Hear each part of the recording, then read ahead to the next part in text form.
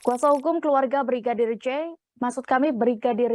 Kamarudin Simanjuntak mempertanyakan hasil kinerja yang dilakukan tim khusus bentukan Kapolri Jenderal Listio Sigit Prabowo. Pihaknya menilai tim sus tidak transparan dan tidak menunjukkan kemajuan penyelidikan.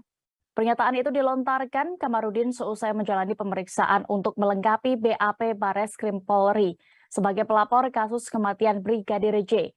Ia mencontohkan ketidaktransparan itu, satu di antaranya tim sus yang tidak menjawab saat ditanya soal baju yang dipakai Brigadir J di hari kejadian. Bahkan polisi dan pihak lainnya pun dinilai Kamarudin tidak berani menjawab pertanyaan keberadaan baju tersebut.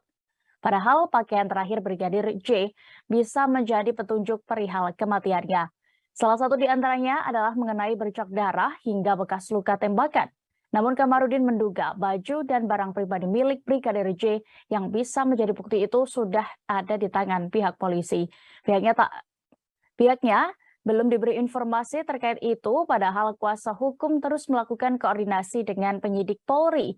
Kamarudin pun menyinggung sejumlah pejabat Polri yang sudah dinonaktifkan demi keobjektifan penyelidikan kasus. Presiden Joko Widodo pun juga sudah meminta Polri tidak menutup-nutupi pengungkapan kasus tersebut. Kamarudin mempertanyakan apakah masih ada yang ditakuti sehingga tidak ada yang berani menjawab terkait keberadaan barang milik Brigadir J. Ia mengaku tim penyidik tim sus justru mengusulkan agar pihak kuasa hukum bersurat kepada Kabareskrim Komjen Agus Ardianto untuk menanyakan barang-barang pribadi milik Brigadir. Jangan lupa subscribe, share, komen, dan like ya.